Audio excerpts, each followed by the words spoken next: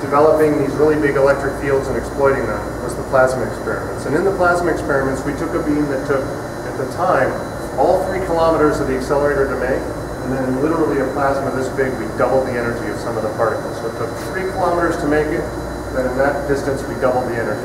Wasn't it like a little bit of tubing or something? So $10 piece? that was also a lithium plasma.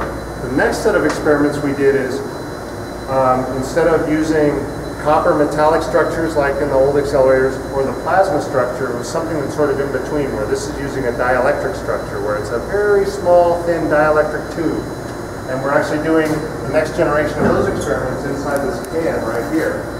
So inside this can we have a bunch of these dielectric tubes lined up on a little positioner where we can actually put them into the beam, let the beam pass through them, and try and understand the properties of these tubes.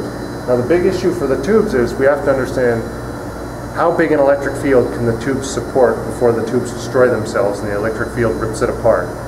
And so we're doing experiments to test what's called the damage threshold of these tubes using silicon, diamond, many other types of materials. Moving beyond that, once we identify the best material, there's different shapes of the structures that you can make. Some are just cylindrical tubes, just like a soda straw. Others are flat, where they're open on one side and look like 2 microscope slides placed on top of each other. So there's different geometries.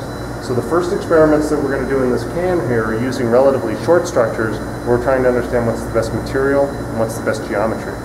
And once we go from those experiments, then we'll move into experiments which are more like the plasma experiments, where we then actually try and make the structure long enough to where we can actually significantly change the energy of the beam and start using it to manipulate the energy and demonstrate it as an accelerator.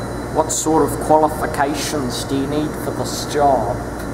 I got a PhD in physics, so most of the people that work here, you can imagine SLAC's a very big laboratory, and it takes all kinds of people everywhere